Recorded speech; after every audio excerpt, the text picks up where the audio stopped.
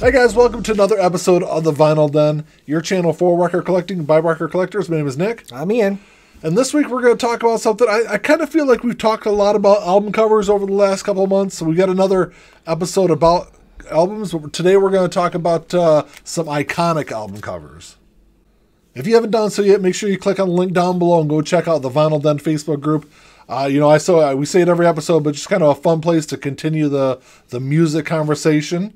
Also, there's a link down below if you want to buy one of these cool Vinyl Den t-shirts. There's also a link down there for the Vinyl Den Patreon page. What else are you supposed to do? Make sure you hit the subscribe button. Notification bell, and then give us the old thumbs up also. So I guess to give a little context to the conversation, Ian and I are both in our early 40s. We grew up, through the 80s and 90s. So it's kind of the lens we look at a lot of music through. I think we do have some music from before we were born, but I feel like there's a good mixture to the ones we were going to talk about today. Yeah. The first one is kind of I think a big one, at least to me. Oh, both of us. I mean, that 87, 88 era when that was out, it was huge. It was huge. But that's Guns N' Roses' Appetite for Destruction. Now, of course, this is not the original cover for this. I do have the Rape Scene cover, but I think this is the more iconic of the two album covers. Oh, because it's more well-known, for sure. And my stepbrother had printing out a huge poster, but a large poster with just the cross on his bedroom wall. Mm-hmm. And when I was a kid, I'd be over there, and I don't know why, just even though having the album and knowing the album, I would stare at that album cover because I just thought it was really cool. Yeah. This is actually taken off this is one of Axl's tattoos. This is where the album cover came from. But I don't know, it's just when I think of these iconic album covers, I think of, like, as soon as you see the cover, you know exactly what album that is. And I think this perfectly suits that definition. For our next one, this will appeal to even like millennials, I think, to a degree. Hey, now hold on. Before you get into millennial bashing, that wasn't a bash. I just said it might appeal to. I know. But you do have to remember that millennials are like almost 40 now also. Oh, I know. That's why I said it would, it's still in that realm, but it is slightly a generation away from us. So, Blink-182. I'm assuming this is Enema of the State. Enema of the State, and for me, I mean, what makes it iconic is pretty obvious. I don't remember her name, but she was a pretty popular porn star. Yeah, and it just this was released in '99, so it's and she does appear in the music video. She does. A couple of them, actually. But it's just one of those albums that, while not maybe not as well known cover wise as say Appetite for Destruction or a couple of the other ones we have here, I think this is definitely an album cover that you're probably right. People a little younger than us or in our age range will definitely know as soon as you see it. And I think if anyone doesn't necessarily know Blink-182, this album cover would be recognizable to Absolutely. Them. So I think another one of those really iconic 80s albums is Def Leppard's Hysteria, which when I was first kind of going through the albums, I think the first one I went to was Pyromania, really. But I think the album cover for Hysteria maybe is a little more well-known across kind of generations, I think. Well, and the album was more popular. I mean, not to say that Pyromania wasn't, but this was like huge. This was another 1987, 88. This was all over the place. Yeah. So it's just it's for me. This is probably my second favorite Def Leppard album. Yeah, me too. I'd probably have to go Pyromania first, but just like overall album covers. I mean, this is another one of those ones where you see it and it's just instantly recognizable. Yep. For this next one, this is probably, I'd call this maybe a Gen X anthem album. No, definitely. For sure. Metallica's Black Album. Now, as far as minimalism goes, I mean, that's as minimalistic as you can get. That and the White Album. Right, exactly. I mean, I think this one is more iconic mainly because of the album itself. And as a result, the album cover is obviously very recognizable. Yeah. When we talked about this topic, I even asked, I said, what makes an album cover iconic? Is it the album itself or the artwork that does it?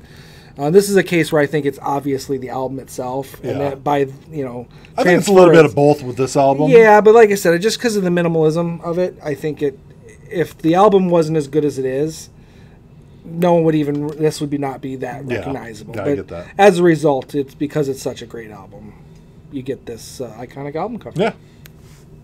So sticking with iconic '80s albums, I think this is. I mean, I think this album really kind of stretches across generations. I think even and genres, really. Yeah, really. And I think there's even like people that are older than us that grew up in the '50s and '60s that would even tell you that this album is really iconic and recognizable. And that's Michael Jackson's Thriller. It's the highest-selling album ever. If you go by, I know that there's inflated numbers out there, and it's really kind of hard to tell how many copies it really did sell. But I think there's very little argument that this is the highest selling album ever. Everyone I knew in the 80s had this on vinyl or cassette. Yeah. Everyone. Yeah. I had it on cassette. My one friend had it on vinyl. Several of my parents' friends had it on cassette or vinyl. Everyone had it. And actually, this is probably one of my earliest memories as a kid is sitting on the floor of my bedroom. And I know I've told this story before, and I've told it on our Facebook group also. One of my earliest memories is sitting on my floor listening to this record on one of those plastic little turntables. Mm-hmm. Yep, it's just, I think there's that whole early to mid 80s period. There's a couple year stretch where it seemed like one song off this album was somewhere. It was in TV commercials, videos, just everywhere. And I think it's one of those albums that is iconic because of the music and from the album cover. For this next one, it's probably another Gen X anthem album, I think. But I think it's another one that's probably pretty recognizable across generations. Nirvana's Nevermind. Again, this is another one where I almost feel like if the album wasn't so good, aside from the obviousness of what is on the cover, I don't know if it would really necessarily be I don't know. I think it's iconic. I don't know. I think this is another one where I think, like Thriller, it's a little bit of both. I think the album is iconic because of the music, and it's also kind of iconic because of the album cover also. Right.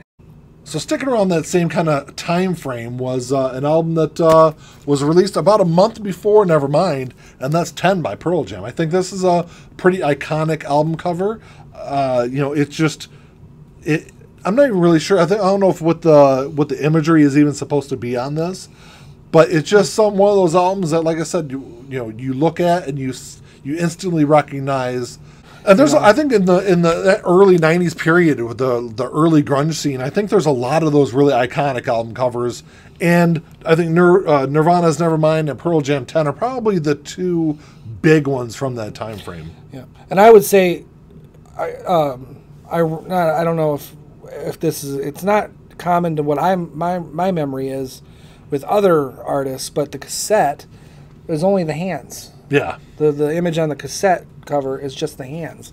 I don't know if I don't remember there being like other album covers that were edited like that. I think that was just because of the size of the picture. Yeah, they still could have shrunk it down. I mean, like I said, I don't remember any other cassettes having such a varied cover over the album, but I just thought that was interesting.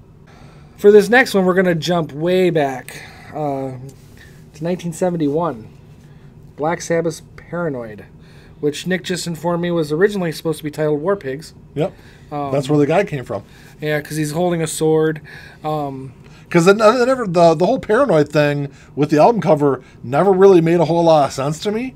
But as War Pigs, it definitely does. So I guess. I mean, he's holding a shield and a sword, but I don't understand the helmet or the... I think it was just the imagery. The drug-induced trails that it's supposed to be implying. Yeah, I don't know. But this album cover does... I mean, it's an album cover that most music lovers are going to recognize. Absolutely. Whether they like it or not, they're going to recognize this album cover.